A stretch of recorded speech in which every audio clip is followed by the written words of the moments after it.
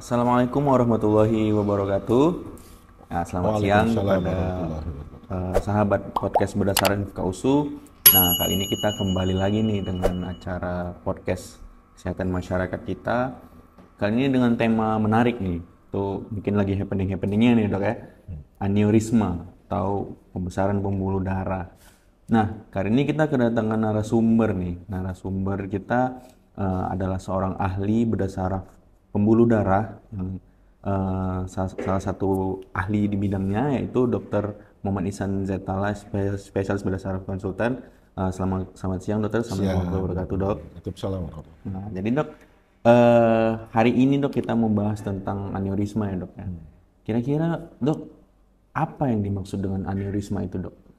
Nah, jadi sebelumnya selamat siang, sahabat bedah saraf. Oke. Jadi aneurisma itu sendiri adalah satu kelainan pada pembuluh darah yang bisa menyebabkan terjadinya pelebaran dinding pembuluh darah. Jadi pelebaran dinding pembuluh darah bentuknya itu bisa seperti balon, bisa seperti pipa yang melebar gitu, yang diakibatkan karena kelemahan dinding pembuluh darah memang dari lahir, terus bisa disebabkan karena trauma atau benturan, bisa disebabkan karena hipertensi, ada yang bilang bisa disebabkan karena jamur gitu. Jadi penyebabnya masih banyak. Gitu kira-kira kalau aneurismanya itu aja.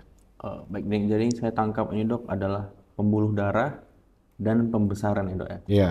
Nah, jadi kira-kira kalau berarti pembesaran, berarti ini kayak tumor ya dok ya? Iya, jadi kalau dibilang kayak tumor dari segi eh, efek masanya bisa. Cuman dia lebih cenderung isinya tuh darah, tidak yang lain selain darah, ya. Terus dia memang bisa membesar seiring perjalanan waktu, bisa membesar. Hampir seperti mirip tumor juga. Seiring perjalanan waktu dia semakin lama semakin besar. Jadi kalau semakin lemah dinding pembuluh darahnya, semakin lama semakin besar, semakin besar. Dan efek penekanannya pada otak pun mirip juga jadinya kayak tumor. Kalau misalnya dia menekan lokasi-lokasi di sekitarnya dengan pembesarannya semakin besar, dia bisa menekan struktur-struktur jaringan otak di sekitarnya, gejala yang ditimbulkan pun mirip dengan tumor. Jadi memang pun sebagian ada yang seperti mengatakan ini seperti tumor pembuluh darah, tapi bukan. Ya. Nah, gitu kira-kira. Jadi dia mirip tumor tapi nggak tumor ya dok ya? Iya. Nah, kalau dia terlalu besar, jadi pemirsa kalau dia terlalu besar tuh dia bisa jadi mirip kayak tumor gitu. Tapi ini sebenarnya bukan tumor gitu ya dok ya? Bukan tumor. Jadi dok, menurut dokter, mengapa sih dok hal ini akhir-akhir ini atau aneurisma ini dok perlu dibahas nih dok? Ya, jadi memang sesuai dengan perkembangan keilmuan, perkembangan perjalanan penyakit-penyakit saraf dan bedah saraf, semakin kesini tuh kita semakin bisa mendeteksi aneurisma itu.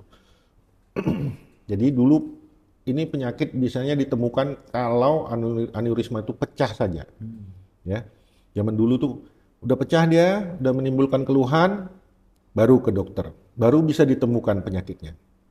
Pun dulu sebelum adanya DSA atau Digital Subtraction Angiography itu, atau sebelum adanya CT angiografi, kita cuma menemukan dari CT scan gambaran perdarahan yang berbentuk subarachnoid hemorrhage atau SAH itu, tapi kita nggak tahu di mana lokasi pecahnya, kita nggak tahu di mana lokasi aneurisma yang menyebabkan perdarahan itu terjadi. Nah, semakin ke sini, kira-kira 5 tahun terakhir inilah, untuk Medan terutama juga kita juga semakin mengembangkan eh, 5 tahun terakhir ini mungkin dari nasional ya. Kalau Medan kita mungkin sekitar 3 tahun 2 tahun terakhir kita mulai mengembangkan eh, DSA itu, angiografi dan adanya CT angiografi. Jadi setelah dia pecah, kita bisa tentukan penyebab pecahnya di mana, lokasi aneurismanya di mana, sehingga bisa ditindaklanjutin. Ya. Nah, kasus ini dulu karena penanganannya itu tidak jelas, tidak ada sampai ke kausatif penanganannya dan bisa hanya diobatin seperti biasa aja gitu. Jadi pasien itu tidak terkumpul dia ke satu center, jadi sporadis gitu. Karena ditangani seperti biasa, seandainya pun dirujuk ya penanganannya seperti biasa juga dulu.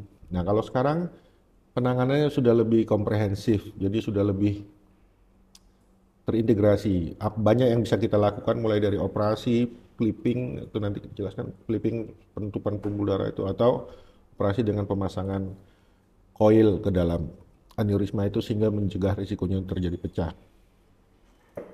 Berarti Gitu. hal ini menjadi tren akhir-akhir ini karena memang modalitasnya udah makin meningkat dan tata laksananya udah makin maju ya dok ya. Iya, penanganannya lebih komprehensif Lebih jadinya. komprehensif dok. Jadi semua menyeluruh, nggak sekedar cuman penanganan konservatif biasa aja gitu. Jadi dok, tadi dokter udah jelasin pecah nih dok. Berarti kalau kira-kira untuk masyarakat awam kita nih dok, gejala yang ditimbulkan berarti kalau pecah ya berarti ada yang nggak pecah gitu dok. Iya. Kira-kira untuk membedakan kedua gejala ini gimana dok ya? Nah, kalau seandainya dia pecah udah jelas. Gejala yang ditimbulkan tuh gejala-gejala seperti perdarahan otak biasa, seperti stroke. Jadi aneurisma pecah itu juga disebut stroke sama. Jadi kan pecah dia renjatan sesaat itu. Jadi bisa terjadi penurunan kesadaran, bisa terjadi eh, defisit neurologis gitu kan. Nah, kalau tidak pecah, apabila aneurismanya ini belum terlalu besar, memang dia nggak menimbulkan gejala. Jarang sekali memang yang masih di kita ini ya, karena kita tidak menganut model screening. Jadi kalau di beberapa negara maju itu saat untuk membuat asuransi kesehatan, mereka wajib screening dulu semuanya. Sehingga sampai ke angiografi otak. Sehingga banyak ditemukan aneurisma-aneurisma yang belum pecah itu. Jadi sebelum pecah, mereka sudah bisa melakukan tindakan. Nah, di negara kita kebetulan belum seperti itu. Untuk membuat asuransi kesehatan tidak perlu screening sampai ke angiografi otak. Sehingga datang ke sini tuh kalau sudah pecah. Nah, yang kadang-kadang kita ketemukan itu pernah belum pecah, itu dia apabila aneurismanya itu menekan ke struktur saraf sekitarnya sehingga menyebabkan defisit neurologis lokal. Misalnya paling sering tuh aneurisma pada daerah pikom. Nah, pikom itu ada dekatnya itu di situ ada nervus 3. Jadi apabila itu membesar sedikit aja ini membuat kelopak matanya itu susah dibuka atau bahasa kedokterannya itu disebut ptosis. Nah, dari situ pasiennya datang berobat. Nah, dari situ kita bisa telusuri, bisa dilakukan angiografi, oh ternyata ada aneurisma di daerah situ. Yang paling sering ketemu memang yang menyebabkan itu aneurismanya di lokasi yang pikom itu. Karena menyebabkan ptosis itu. Kalau yang di daerah lain mungkin jarang. Nah, jadi kalau seperti yang di aneurisma di ICA karena daerah situ juga longgarnya besar, ruangnya itu luas sehingga cukup besar pun aneurisma masih belum menimbulkan gejala gitu. Nah, bahkan ada juga karena pada usia lanjut ya tensi tinggi, otaknya sudah cenderung atrofi, sampai udah gede banget, udah sebesar tumor dia nggak menimbulkan gejala karena space otaknya masih bisa menampung untuk besarnya aneurisma itu. Jadi memang tidak ketemunya itu memang kita masih sedikit kali karena paling bagus itu ketemunya itu ya berdasarkan screening. Screening dok. Nah, ada pun yang ketemu tidak pecah itu incidental findings. Misalnya tuh dia ada perdarahan atau dia ada tumor tempat lain, dilakukan screening angiografi untuk melihat pembuluh darah di tumornya, ketemunya ada aneurisma gitu. Jadi incidental findings dari angiografi. Gitu kalau nggak pecah sementara ini. Berarti kalau dia nggak pecah mirip ya lebih ke tidak terdeteksi dok ya. Ya, Kalau silent memang. Silent ya dok. Tapi kalau dia pecah malah stroke ya dok. Ya, kalau udah pecah itu memang dibilang itu catastrophic disease sudah jadinya. Oke, jadi kalau misalnya dok, orang bertanya nih dok, kira-kira saya ada kemungkinan nggak dok ya kena aneurisma, dan berarti harus ditanya risiko dok. Kira-kira seseorang untuk beresiko terkena aneurisma itu apa ya dok ya yang bisa bikin orang beresiko nih gitu dok? Ya, itu sebenarnya sih Risiko-risikonya hampir sama dengan penyakit-penyakit stroke lainnya. Misalnya itu ya stroke ICH apa stroke pecah pembuluh darah seperti biasa. Faktor risiko itu yang paling ini tuh darah tinggi, hipertensi. Karena aneurisma itu biasanya tumbuhnya tuh di percabangan pembuluh darah. Di percabangan pembuluh darah pada saat dalam pembuluh darah itu ada aliran pembuluh darah menemui ke percabangan itu. Tekanan darah yang tinggi itu terus-menerus menabrak daerah percabangan itu sehingga dinding itu lama-lama lemah atau memang dindingnya memang sudah lemah. Nah, cuman dia semakin besar karena darah tingginya itu terus-terusan dia. Jadi itu yang membuat progres growingnya aneurisma itu. Nah, eh, kemudian yang paling bahaya beresikonya itu kalau dia pecah. Faktor risiko yang membuat dia pecah itu fluktuasi tensi itu pada saat dia sebentar rendah, kemudian pada saat dia tinggi sekali ya, itu. Itulah pecah. Makanya itu tensi, faktor risiko yang paling menentukan itu hipertensinya itu, Darah tinggi, darah dok, ya? tingginya itu. Oke. Berarti kalau orang kita dengan darah tinggi kronis, kita perlu screening, dok, ya, sebenarnya, dok, ya? Iya, bagusnya iya. Bagusnya Bagusnya karena dia pun banyak disebabkan karena memang kongenital, karena kelemahan dindingan pembuluh darah, semua bagusnya screening memang Memang mesti. bagus Seperti screening, yang ya? di negara-negara maju yang kerjakan itu. Iya, dok. Cuman ya itu memang tergantung dari kemampuan masing-masing negara kan itu.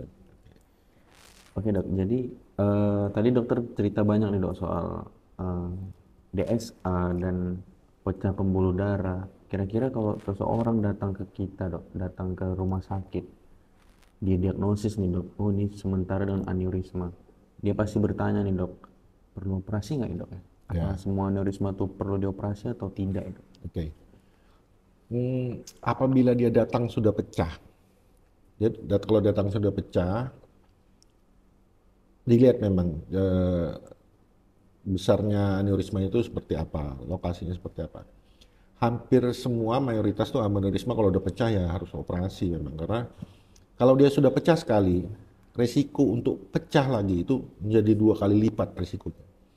Jadi eh, misalnya dia pecah sekali ini kadang-kadang masih setelah dia pecah itu balonnya itu masih bisa tertutup dengan clot, kemudian dia membentuk membran tipis di dinding di kulit aneurisma itu, kemudian tertutup lagi, perdarahannya berhenti, jadi tinggal menyerap sisa darah yang di luar aja.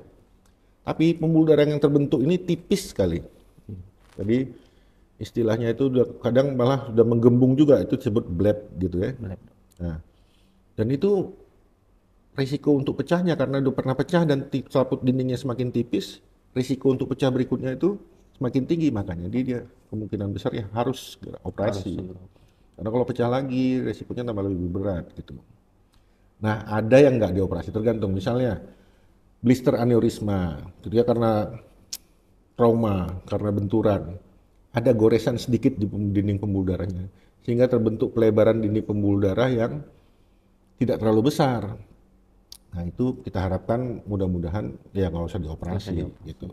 Jadi tergantung situasi dan tapi mayoritas aneurisma yang sudah pecah datang itu hampir semuanya harus dioperasi ya. Berarti kalau misalnya dia tidak dioperasi untuk resiko pecah, tadi dokter bilang 2 kali lebih Iya, berisiko ya, dok, ya, iya. untuk pecah kembali. Nah, jadi dok, untuk mewakili, dok, pasti pertanyaan-pertanyaan awam yang sering muncul tuh adalah kalau dioperasi sembuh nggak ya, dok, ya? Gini, kita intinya jadi dokter itu bukan menyembuhkan. Iya, dok. Yang menyembuhkan itu Tuhan. Kita berusaha apa yang bisa kita kerjakan untuk pasiennya. Jadi kalau ditanya persentase yang sembuh, insya Allah ya banyak gitu. Kalau dibilang karena dia udah pecah gitu loh, kerusakan otak yang terjadi karena pecahnya pembuluh darah itu sendiri sudah terjadi. Yang kita lakukan itu mencegah dia menjadi pecah berikutnya gitu. Nah itu tadi. Jadi sembuhnya itu ya itu saya bilang itu semua Tuhan yang menentukan kalau sembuhnya. Kita manusia ini cuma berusaha aja. Tapi kalau misalnya dia datang belum pecah, nah itu kalau kita lakukan operasi, ya kita harapkan insya Allah itu lebih bagus sembuh gitu. Jadi datang sebelum dia pecah sama datang dia sesudah dia pecah itu beda. Ya. Berarti berarti perlu disampaikan juga ya dok ya bahwasanya untuk kalau dia pecah dan tidak pecah tuh berbeda luarannya. Beda. Berbeda luarannya.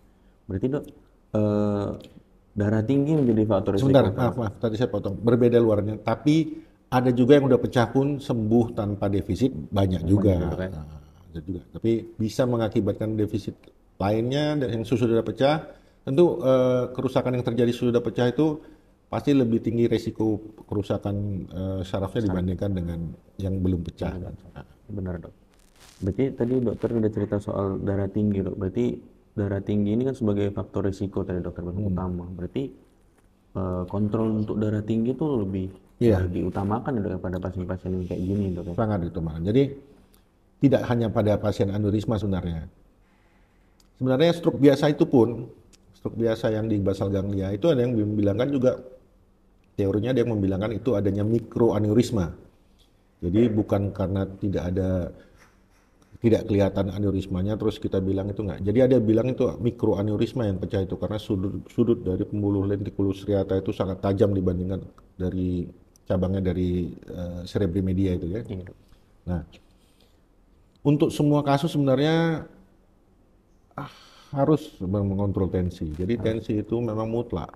Apalagi usia 50-40 tahun ke atas tuh sekarang ini itu udah cukup berisiko sekarang ini. Pasien-pasien kita sekarang ini umurnya antara 40 sampai 50 tahun. Ya, lebih muda. Kalau zaman dulu kan orang usianya tua-tua baru stroke kan. Kalau sekarang udah semakin muda. Makanya itu kita bilang tadi ini semakin penting dibahas. Mungkin menganut pola makan kita udah berubah, pola hidup kita udah berubah, aktivitas kita udah berubah semua. Jadi membuat resiko pembuluh darah pecah itu lebih besar. Ya, berarti ini alasan kenapa penting dibahas ya dok. Ya. Jadi dok, untuk akhir-akhir ini dok, aneurisma ini kan menjadi perhatian dok dari pemerintah karena udah mulai meningkatnya tren dan termasuk salah satu penyakit katastrofik udah stroke ini dok. Jadi secara pribadi dok, apa harapan dokter nih dok untuk perkembangan tata laksana ke depan dok dari kasus ini dok? Ya saya harapkan sih ke depan itu kita semakin lebih komprehensif dalam penanganan ini. Jadi memang ya setiap tahun tuh ada progres kita memang perbaikan dalam penanganan kasus-kasus seperti ini. Tapi ya kita mulai berusaha untuk yang kita harapkan tuh mendekati seperti yang ditangani oleh negara-negara maju. Jadi penanganannya tidak hanya sekedar open surgery, bisa juga secara, ini sekarang pun kita sudah memulaikan secara endovaskular minimal invasif seperti itu. Dan kita harus mempunyai alat-alat yang membuat penanganan pasien itu jauh lebih safety, misalnya seperti navigasi, Doppler, atau ada yang sekarang itu dari mikroskop itu bisa sudah dilihat pembuluh darahnya di otak itu namanya ICG, Indocyanine Green itu. Jadi peralatan-peralatan itu yang lebih banyak kita butuhkan sekarang ini. Itu lebih ke diagnostik ya dok, diharapkan lebih maju dok di Indonesia. Diagnostik dan juga untuk peralatan operasi. Dokter sendiri dok sebagai ahli bedah saraf vaskular dok atau pembuluh darah, ada berapa kasus menarik nih dok yang dokter tangani dok? Ya, jadi salah satunya misalnya contohnya dulu saya pernah nangani seorang tenaga ahli DPR RI. Usia masih muda sekitar 55-an gitu. Sekitar gitu. Datang ke sini itu dengan penurunan kesadaran dan itu ya pertama datang itu keluarga sangat sudah pasrah banget lah, pasrah. Nah, ya alhamdulillah waktu itu operasinya berjalan lancar dan pasiennya itu bisa pulih dengan sempurna. Dan perawatan lama operasi juga nggak terlalu lama. Ya kan orang-orang seperti ini misalnya dia tenaga ahli, itu kan orang-orang yang dengan aktivitasnya masih tinggi yang masih dibutuhkan lagi kan. Dengan dia berhasil itu keluarganya itu sangat apa namanya? Senang dok ya? Iya, sangat bersyukur kan gitu ya. Nah, itu yang kasus itu yang menarik saya karena dia itu banyak kasus-kasus lain juga ya. Cuman karena beliau itu dia punya pekerjaan khusus sehingga dengan dia kembali sempurna itu dia jadi kebanggaan ya, ya? Jadi dia merasa pasiennya tuh puas sekali, bersyukur sekali. Itu yang menarik saya. Menarik dok ya. Terakhir dok, Kira-kira take home message dokter bagi para survivor aneurisma ini apa dok? Ya, jadi untuk yang sudah dilakukan operasi dan survive segala macam, yaitu menjaga pola hidup, menjaga pola hidup, terus pola makan, kemudian juga exercise, olahraga, dan yang perlu sekali diperhatikan itu tensi. Apabila memang dia sudah punya riwayat hipertensi, tidak hanya untuk aneurisma ini saja, nanti bisa aja sudah keliping aneurisma dia stroke lagi cuma karena hipertensinya. Jadi tensi itu kalau udah kena sekali hipertensi dia harus dijaganya semua. Dan lifestyle-nya itu harus lifestyle yang hemat jantung. Ya. Jadi yang paling penting itu sih, apalagi kalau pasien-pasien yang sudah punya dengan penyakit-penyakit penyerta seperti diabetes mellitus, dan dengan hipertensi lama itu bisa menyebabkan gangguan ginjal juga. Nah itu juga benar-benar harus diperhatikan pola hidup. Eco message paling penting pola hidup. Pola hidup. Dan kalau yang belum pecah, kalau misalnya ada keluhan kepala, udah mulai ada rasa-rasa yang ini, segera konsultasi ke dokter. Nanti kita sekarang ini mungkin mengupayakan supaya early screening untuk semua pasien-pasien supaya kita ketemunya yang pecah-pecah aja karena defisit neurologisnya akan semakin lebih besar kalau dia pecah dan biaya jauh jadi lebih mahal, lama rawatan jadi lebih mahal. Baik dok, jadi untuk para pemirsa nih yang mungkin ada kerabatnya atau keluarga terdekatnya atau malah ring-ring terdekatnya nih curiga dengan penyakit-penyakit ini atau mau screening, boleh datang ke Adamalik dok ya? Ini pusat stroke nih dok di. Untuk screening memang untuk saat ini tidak di-cover sampai sekarang. Jadi dan memang harus ada klinis yang memang menentukan kalau kita lakukan screening karena memang masih selektif sekali. Kalau di luar memang orang nggak ada apa-apa pun kalau dia mau buat asuransi dia harus otomatis harus screening. Itu yang membedakan kita. Baik dok, terima kasih nih dok untuk sharing ilmunya dok. Cukup luas ya dok ya pembahasan kita hari ini dok. Ya, jadi itu pemirsa sahabat berdasar Kausu. Nah, tadi topik tentang aneurisma dengan narasumber kita Dr. Emi Santala, spesialis bedah saraf konsultan. Sekian untuk podcast kita hari ini. Semoga kita bertemu lagi di periode ke depan. Assalamualaikum warahmatullahi wabarakatuh.